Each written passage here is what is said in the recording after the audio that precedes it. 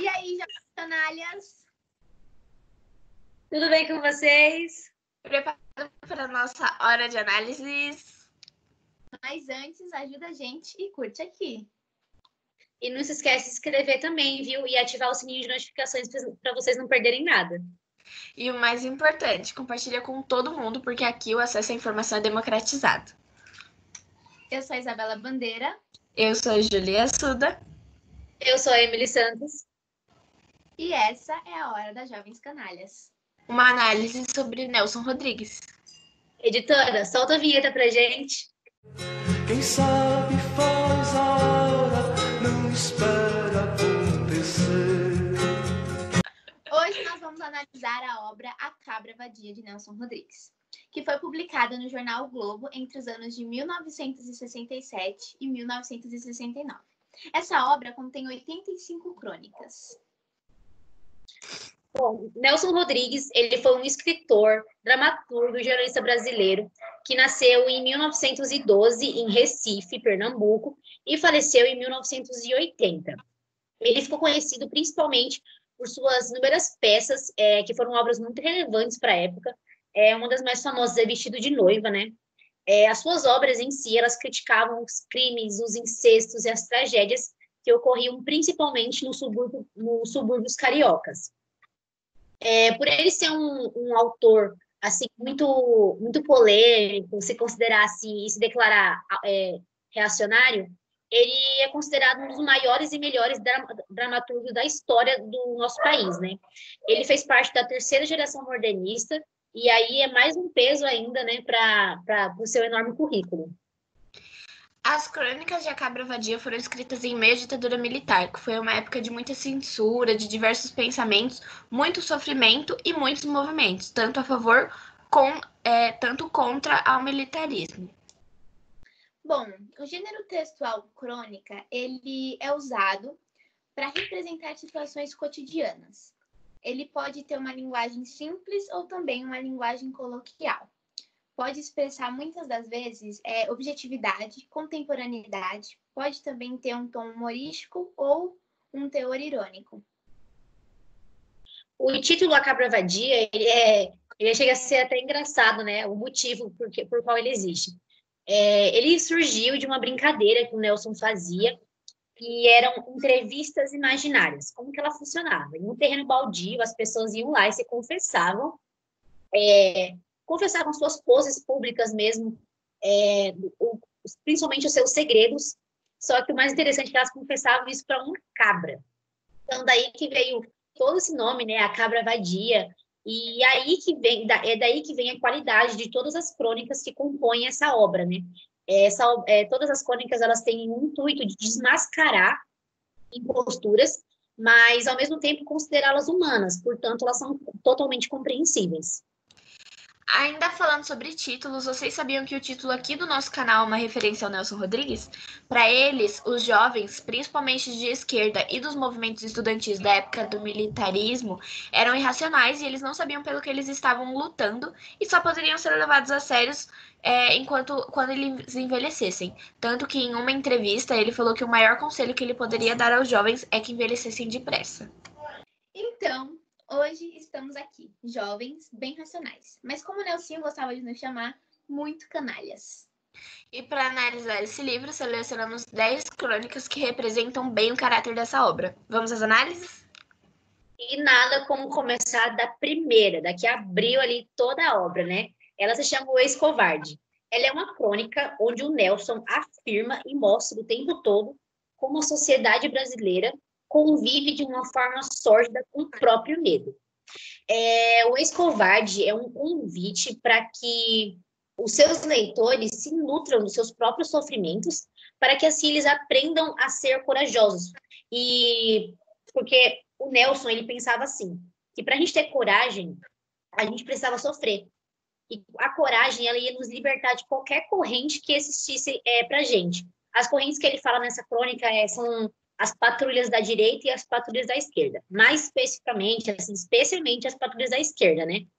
Então, para ele, assim, a única forma de tirar toda essa patrulha do poder, todas essas ideias do poder, era realmente a pessoa sofrer para ela ter coragem e se tornar um ex-covarde. Qual é o contexto dessa crônica, Emily? Bom, a crônica ela se inicia com uma conversa que Telson está tendo com seus amigos lá da redação que ele trabalhava. E aí um dos colegas dele, o Marcelo Soares, ele pergunta bem assim, cara, por que você está escrevendo tanto sobre política, sabe? Você não, isso não é do seu caráter, você não costumava fazer isso. E aí o Nelson primeiro, ele vai lá e fala, que não sei o quê, não, tipo, se conversou, sabe? Então, depois eles muito insistirem lá, encherem o saco do Nelson lá, ele falou, eu escrevo sobre política agora porque eu sou um ex-covarde. E o que seria exatamente esse ex-covarde? Então, aí que começa toda a trama, né? Toda a história ali da crônica. Para explicar aos seus colegas de redação o que era ser um ex-covarde, Nelson começa falando sobre os canalhas e as pulhas da nossa sociedade, né? Pulhas são indivíduos sem dignidade, indivíduos sem caráter mesmo. E aí ele fala que dentre todas essas pulhas da sociedade estavam os reitores, os professores, os sociólogos, os intelectuais, e todos os meios de comunicação, assim, sem tirar nem pôr. E olha que ele era um jornalista, hein? Ele fala bem assim, hoje em dia é muito difícil não ser canalha. Quem eram esses canalhas para ele, né? Como eu disse, era toda a sociedade em si. Então, para ele, tanto a esquerda quanto a direita eram compostos por canalhas e todos eles exalavam abjeção, exalavam baixeza. Então, peraí, o Nelson, ele não era nem de direita e nem de esquerda? Exatamente. Assim, embora suas críticas fossem persistentes assim contra a esquerda realmente, ele também criticava bastante assim a direita, porque eles falavam que os anticomunistas, né, que eram consideradas pessoas de direita, eles estavam se aproximando cada vez mais do autoritarismo do pessoal de esquerda, sabe?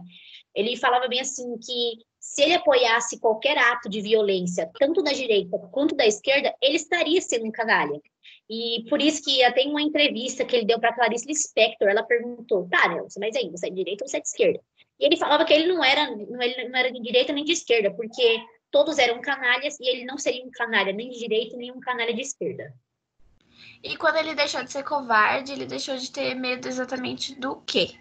Primeiramente, para Nelson, o motivo de toda objeção da sociedade era porque nós éramos medrosos.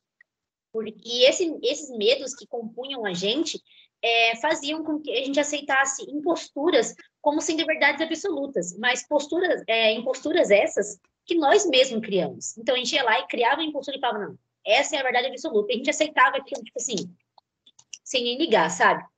Mas nessa crônica, o Nelson ele enfatiza dois medos, assim, que para eles eram os principais e que eram o motivo de toda essa bagunça da sociedade.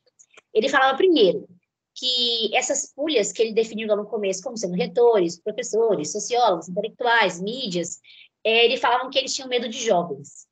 E aí vem de novo a crítica dele ao jovem, né, e tudo mais. Ele falava que eles tinham medo de jovem, então, assim, para ele, o jovem nunca era criticado, o jovem nunca era julgado porque o povo tinha medo dele. Não porque o jovem estava certo, sabe? Era porque o povo tinha medo. E ele falava, assim, que outro medo, assim, da sociedade, da época e tudo mais, era ser considerado reacionário. Na crônica, ele tem uma fala, assim, que é muito forte, que ele fala, hoje o sujeito prefere que lhe xinguem a mãe do que lhe chamem de reacionário. Ele falava, em uma entrevista perguntaram para ele, né, mas, Nelson, o que é isso, ser reacionário, que você tanto fala, tanto fala, tanto fala? Ele fala assim, reacionário é ser contra tudo que é errado. Contra tudo que tá errado na sociedade. Mas, assim, na verdade, assim, a gente sabe que ser reacionário não é exatamente isso, né? Reacionária é a pessoa que ela é contra qualquer mudança, seja ela política ou social, inclusive contra a democracia, né? Ou seja, Nelson, ele era a favor da ditadura? O Nelson, ele ficava ali em cima do muro, né? Ele nunca se posicionava ativamente sobre a ditadura. Ao mesmo tempo que ele ia lá e dava umas criticazinhas sucintas em algumas de suas crônicas, como a gente vai até ver aqui nessas análises, que ele realmente tem horas que ele critica a ditadura, principalmente a censura que ela trouxe, né? Para os artistas, para os autores, ele critica. Mas, ao mesmo tempo que ele critica a ditadura, ele vai lá e critica os movimentos contrários a ela.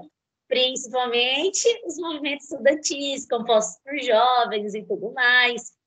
Então, assim, ele estava ali, né? No meio termo e tudo mais. Ele falava que os movimentos estudantis, eles eram jovens irracionalidade, né? Mais uma vez falando aí que o jovem irracional que não sabia o que estava fazendo. Mas voltando a como ele se tornou um ex-covarde, né? Que foi a pergunta da Júlia. O Nelson, ele foi um cara que sofreu muito. Sofreu muito, ele perdeu praticamente toda a sua família, assim, em um curto intervalo de tempo. E quando ele estava ali, entre os seus 50 anos, mais ou menos, a Daniela, mas que com 2 meses de idade ela foi diagnosticada como cega. Então, assim, aquilo ali parece que foi tipo, a gota d'água para ele. Já tinha perdido o pai, já tinha perdido irmão, já tinha perdido cunhada, perdido sobrinhos. Então, assim, todas mortes muito trágicas. Então, ali, quando ele teve a filha ali, que ela estava cega, foi o que quebrou ele no meio, sabe? Que fez ele realmente parar de ter medo de qualquer coisa, porque para ele tudo já tinha acontecido com ele. O medo deixou de ter sentido, na verdade. E é daí que vem a ideia dele de que para ter coragem é necessário sofrer, né? Exatamente, exatamente. E é exatamente isso que ele fala, assim, no final da crônica, né? Quando ele tá lá explicando para os amigos dele como eles se tornam um ex-canalha, e aí ele vai lá e fala exatamente assim, vou até ler aqui, porque, gente, sério, essa fala, assim, acho que foi a que mais me marcou da crônica. Ele fala assim, eu posso subir numa mesa e anunciar de fronte alta, sou um ex-covarde. É maravilhoso dizer tudo. Para mim, é de um ridículo objeto ter medo das esquerdas, do poder jovem, do poder velho, de Mao Tse-tung ou de Guevara. Não trapaceio comigo e nem com os outros. Para ter coragem, precisei sofrer muito, mas a tenho. Então, assim, agora, com essa coragem que o Nelson tinha, ele não aceitava mais ser controlado, ser patrulhado, ser censurado, e acho que é por isso que ele começa a se tornar um autor tão polêmico, sabe? Porque ele realmente perdeu todo o medo dele. Então, ele falava assim que agora ele não seria mais patrulhado por nenhum dos canalhas da sociedade, por nenhum das pulhas. Então, para Nelson, essa era a solução para que todos os problemas da sociedade, sabe? Essa era a solução para todos eles. Então, para ele, bastava a gente sofrer, para a gente ter coragem e começar, tipo assim, a soltar tudo que a gente tinha vontade de falar sem medo algum. De certa forma, Nelson, ele aborda esse medo certo. A sociedade brasileira ainda carrega muito medo ao falar, ao se expor contra, né, as coisas que a gente vive ou contra as nossas imposições. E isso dificulta muito a mudança da nossa sociedade atual. De certa forma, ele foi certo nesse comentário. Infelizmente, né, ele estava certo nessa parte. E já ligando o que você disse, a nossa segunda crônica aqui, pelo menos a segunda crônica que eu analisei, ela se chama Vaca Premiada, né? É uns nomes, assim, muito doidos. Mas nela, Nelson trata da baixa autoestima do brasileiro, mas ao mesmo tempo que o brasileiro tem uma baixa autoestima, ele quer ser reconhecido, ele quer ser ovacionado, ele quer ser premiado. Então, ali, não faz muito sentido, né, cara? Você tem uma baixa autoestima, mas você gosta de ser reconhecido? Como assim? Nessa crônica, por que o nome dela é Vaca Premiada? Porque a primeira comparação que Nelson faz 2 comparações, né? A primeira que ele faz é comparar o brasileiro a galãs internacionais. Ele cita um galã francês, outro inglês, que receberam prêmios e, assim, nem ligaram, sabe? Teve um deles que até mandou a esposa ir lá receber o prêmio por ele, porque, mano, tipo, ok. Tanto faz. E ele fala assim, se isso fosse com o brasileiro, era capaz do brasileiro ir nadando até, sabe, para receber o prêmio. Porque o brasileiro, ele gosta de ter os holofotes para ele, né? E a segunda comparação que ele faz é uma vaca. Quando ele era mais jovem e tudo mais, ele foi a um leilão onde ele viu uma vaca ser premiada. Ela recebeu uma medalhinha e tal. E aí, quando essa vaca foi premiada, que ela recebeu a medalha, ele falou que ela ficou tão emocionada, que ela chorou. Ela deixou cair lágrimas, assim. Então, para ele, era assim que o brasileiro agia. O brasileiro era circense, igual essa vaca. Ele ia lá e quando ganhava um prêmio, batia no peito e se emocionava, sabe? Então, assim, o brasileiro se impressionava com qualquer mínimo prêmio, tipo a medalhinha que a vaca recebeu. Mas o Nelson, ele dá alguma razão para o brasileiro ser assim? O autor sugere, em sua análise, né, sobre a construção do brasileiro, que nós herdamos de gerações anteriores certas formas de agir, de reagir. Ele fala que o brasileiro não se reconhece, que a sua imagem ela é ofuscada por pensamentos de submissão e baixa autoestima. Ele fala que o brasileiro não permite ver sua verdadeira personalidade, mas sim coloca máscaras em si mesmo para poder agradar todo mundo. Tem até uma frase dele que foi bem marcante, assim, que ele fala que o brasileiro tornou-se um narciso às avessas, que cospe na própria imagem e que não encontra pretextos sociais ou históricos para a autoestima. Além disso, ele fala que o brasileiro é deslumbrado demais, né? Que ele tem uma necessidade excessiva de cordialidade e, assim, para engrandecer sua imagem, né? Então, assim, se uma pessoa for cordial com você, já é ótimo. Agora, se uma pessoa que é superior a você, que está no nível hierárquico maior que o seu, ou tem uma influência maior que a sua, te cumprimentar, sabe, um simples aperto de mão, aquilo ali já vai valer muito pro brasileiro. E com certeza essa baixa estima está completamente conectada com a tristeza do brasileiro, né? A gente é composto por uma sociedade sem esperança e que aceita migalhas dos nossos governantes. Falando em tristeza, agora a gente pode analisar uma crônica muito importante desse livro, Bonita Demais. Nela, Nelson Rodrigues ele usa o machismo para julgar mulheres bonitas. Ele dizia que mulheres bonitas são tristes e que as feias são felizes. Numa frase dele, ele disse assim: mulher bonita não é amada e nem ama. Ele criticava a nudez feita por dinheiro. Ele até chegou a citar nessa crônica a Marilyn Monroe, que para ele foi um dos maiores símbolos sexuais do século XX. Além disso, ele acreditava que a nudez ela só tinha que ser feita por amor.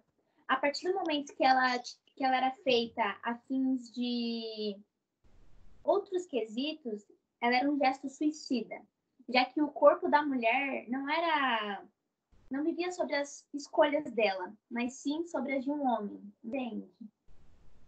Ou se a gente entende.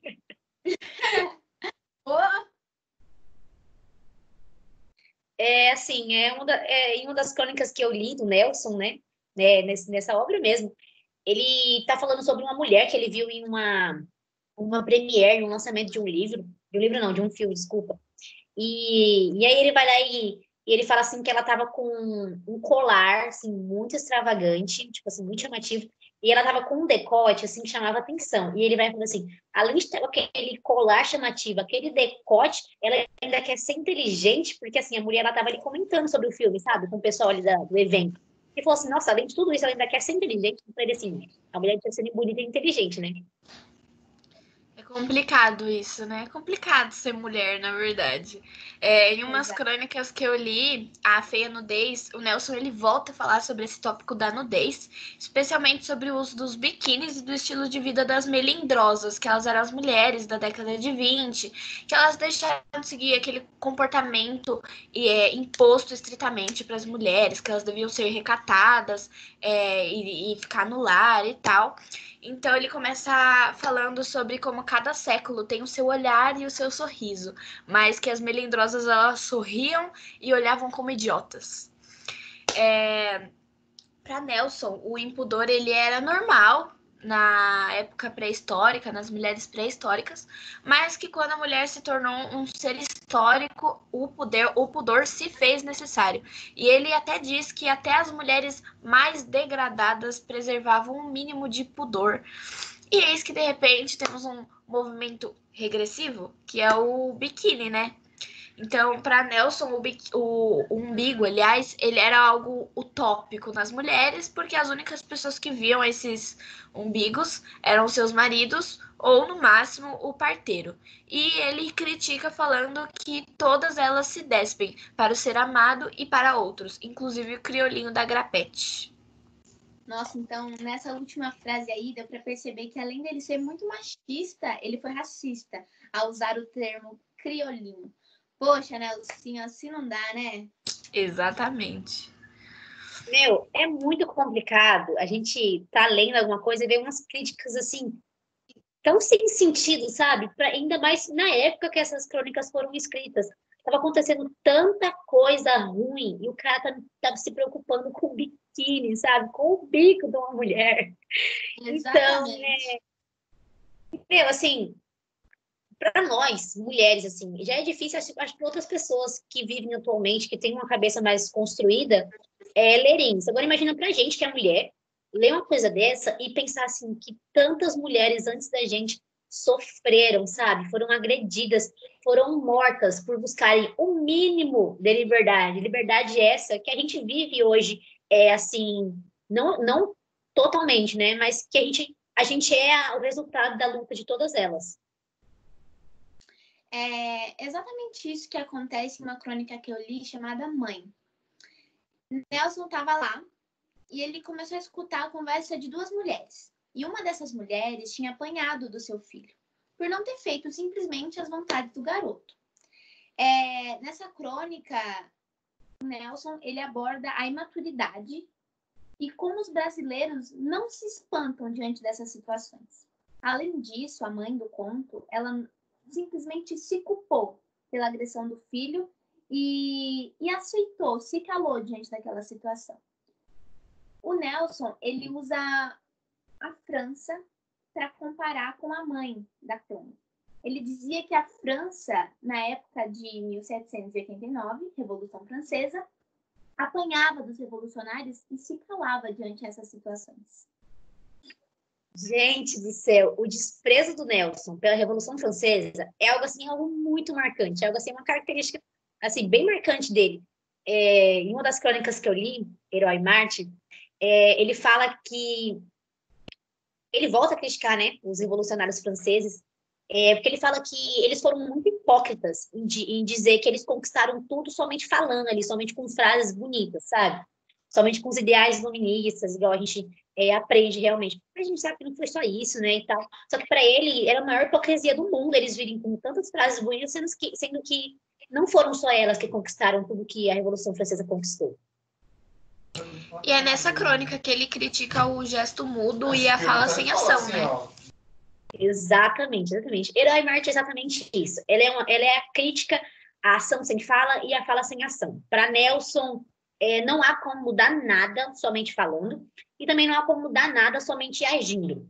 Ele fala que o gesto mudo e a falsa esperança que somente palavras funcionem, que corrigem alguma coisa, só levam ao martírio, mas nunca ao heroísmo.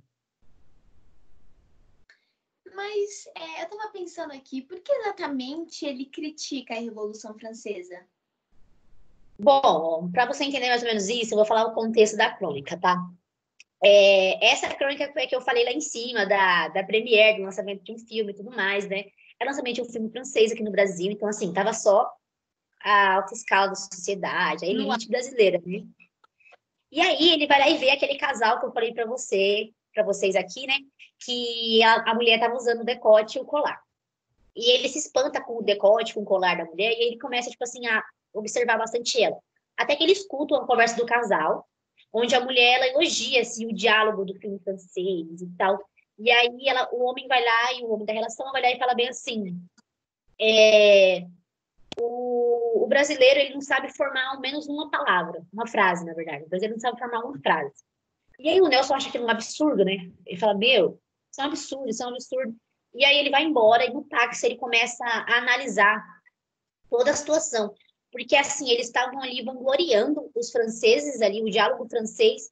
E aí quando ele vem essa crítica à Revolução Francesa, né? Que ele vai lá e fala assim, vejam a última Revolução Francesa. Evidentemente, ninguém queria cortar a cabeça de ninguém. E, de fato, ninguém morreu e ninguém matou. Mas os revolucionários lavaram a alma porque fizeram uma meia dúzia de frases. Assim, vocês estão elogiando tanto o diálogo dos caras, a verbalidade dos caras, mas o que eles conquistaram não foi falando não, tá? Eles mataram muita gente para isso. Falar isso de uma revolução que deixou tantos filósofos chega a ser um pecado até, né?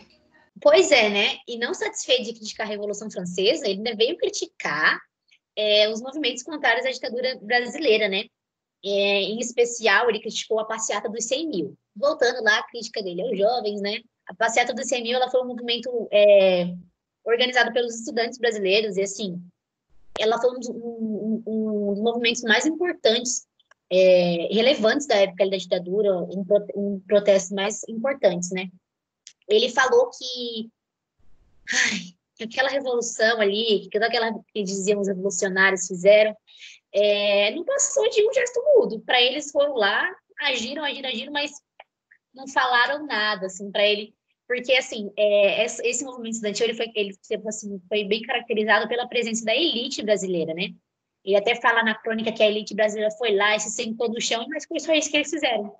Foram lá no protesto para se sentar e ficar lá só dizendo que estavam lá por medo de serem considerados reacionários, por medo de serem considerados anticomunistas, né, e tudo mais. E aí ele foi lá e falou assim que, tipo, não adiantou de nada, sabe? Porque eles só fizeram, mas não falaram nada. Falando em protestos, nessa crônica, Nelson também critica Geraldo Vandré e a sua música, para não dizer que não falei das flores. Exatamente, né? E essa música, ela é uma verdadeira crítica à ditadura, né? E toda a sua censura e tudo mais. Ela foi uma música extremamente ovacionada no Festival Internacional da Canção de 1968, né? Mas para Nelson, ela não passou de um monte de frases ali, um monte de coisa, frases fortes, porque logo em seguida, pouco tempo depois, o Vandré se exilou do Brasil, né? E ele voltou apenas em 1973, com outra música já, foi a música Fabiana, né? E ela, na verdade, é uma homenagem à Força Aérea Brasileira, né?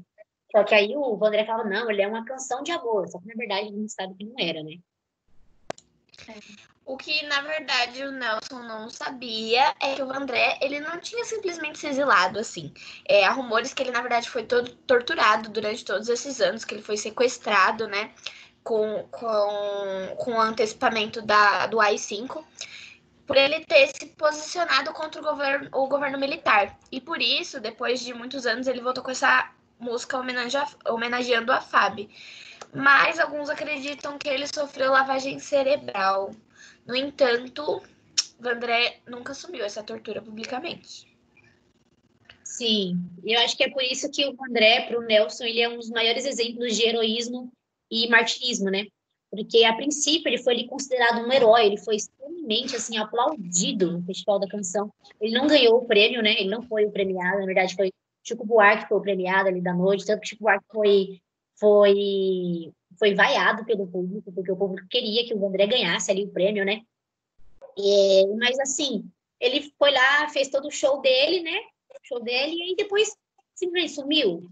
E assim, então, sabe? Então, pro Nelson aquilo não fazia sentido. Como é que um cara vai lá e fala todas essas palavras e depois ele simplesmente toma? Bom, eu acredito que mentir sobre o que realmente aconteceu foi como um refúgio, né? Para ele se libertar de todo esse trauma que ele sofreu. O Vandré ele foi extremamente importante e é por isso que a sua música é a nossa vinheta e a nossa homenagem à sua força e coragem. Essa crítica de Nelson volta àquilo lá que a gente explicou, que na verdade a Emily explicou, sobre como Nelson criticava a ação sem a fala e a fala sem ação. E também, ao afirmar esperar não é saber, o autor ele sublinha que as coisas que acontecem na realidade não vão ser mudadas assim, ó, não vão ser nos dadas de mão beijada. Então, a gente tem que agir, a gente tem que falar, a gente tem que revogar os nossos direitos, principalmente na nossa sociedade atual. Isso se aplica muito na nossa realidade. E é por isso que tem um trecho da música onde ele fala quem sabe faz a hora, não espera acontecer. Já que estamos falando sobre a oposição à ditadura, a crônica Alienação fala sobre como a esquerda ela é ignorada pelo povo, pois, de acordo com o Nelson, isso ocorre porque a esquerda ignora o povo. Ele contextualiza com o primeiro dia do trabalho, né, que teve no Brasil, que foi organizado pela esquerda um comício. Mas que não foram muitas pessoas até ele, não. Porque no mesmo dia teve um jogo do Vasco e do Flamengo, um clássico carioca, né? E até algumas pessoas que estavam no comício ligaram seus radinhos de pilha e ficaram lá ouvindo o jogo. Então, ele fala que a esquerda ela é ignorada pelo povo e também fala sobre a síndrome de vira-lata, né? Que é o que como a gente chama hoje, que a esquerda queria trazer muitos contextos, muitas coisas de fora do país. Então ele até fala que se o problema é o racismo, eles falam do norte-americano. E não há um palavrão a favor do negro brasileiro. Sobre o racismo, né, ao preto brasileiro, né, isso é bem evidente, até hoje, infelizmente. Recentemente a gente teve o caso do George Floyd, né, lá nos Estados Unidos. Infelizmente, sofreu na mão daquele... Acho que ele não gosta nem de chamar de policial, né? Daquele assassino. E isso gerou uma grande mobilização no mundo todo, né? E aqui no Brasil, assim, foi um alarde muito grande. A gente viu muitas pessoas lá aderindo ao movimento, né? Mas, assim, nós somos um país que mata um jovem preto a cada 22 minutos. E aqui a gente não tem essa mesma repercussão quando é caso brasileiro, não, tá? Então, como assim? Como é que só porque foi de fora? E os nossos aqui, os que estão sofrendo aqui? Eu acho que essa é uma crítica do Nelson que eu achei até relevante. Porque, realmente, quando vai falar do racismo lá fora, bum, quando vai falar daqui, não tem uma palavra, o povo se cala. Falando ainda sobre o racismo brasileiro e sobre o crime que é feito contra o preto que reside no Brasil, a gente pode ver a insensibilidade dos jornalistas perante a repercussão desses crimes. Como a Emily e a Júlia falou, quando é lá fora, é muito mais impactante. E quando acontece aqui, no nosso território, é algo normal, é algo que não espanta mais. Tanto que na crônica Os Idiotas da Objetividade, Nelson ele critica a desumanização feita nas manchetes dos jornais brasileiros, onde não tem um espanto de fato sobre esses crimes. Além disso, isso se torna frequente até os dias de hoje. É por isso que a gente deve tomar cuidado e repercutir também quando acontece com a gente, quando acontece com o nosso país.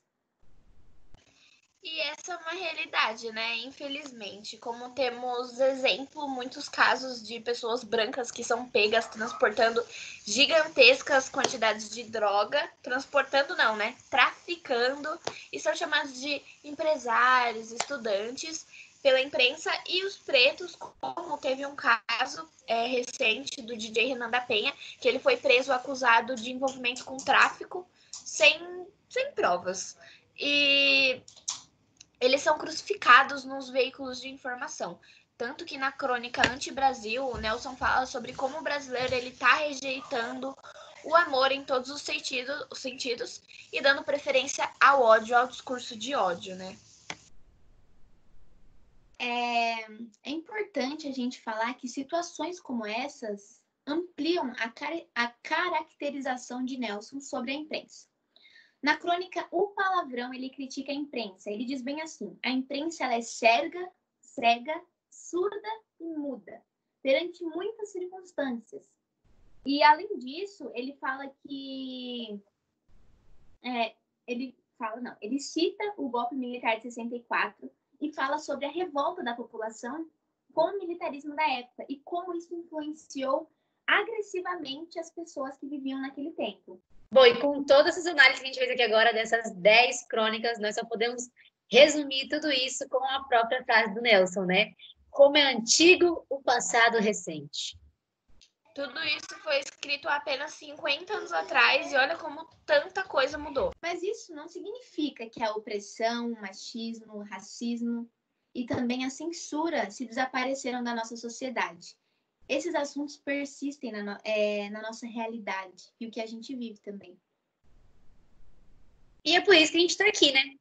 Nós somos o futuro dessa geração, desse planeta, desse país. É a obrigação da nossa geração não se calar, sabe? A gente está aqui para repercutir, assim, todos os erros, todos os sistemas que tanto nos oprimem, que tanto nos rebaixam. Nós devemos continuar a evolução que os nossos antepassados começaram, sabe? Tanto sofreram para realizar. É a nossa obrigação, é a obrigação da nossa geração. E analisar essas e outras crônicas é de extrema importância para que a gente possa compreender com a nossa história e não cometer esses erros novamente, né? Para que a gente possa criar um futuro cada vez mais evoluído e sempre desconstruído. Gente, de todas as crônicas que a gente leu, analisou e conversou aqui com vocês sobre, as que a gente mais gostou foi Herói Marte, A Feia Nudez e O Ex-Covarde. Porque elas exprimem sentimentos que são muito presentes na nossa sociedade, assim como medo, machismo e também a censura.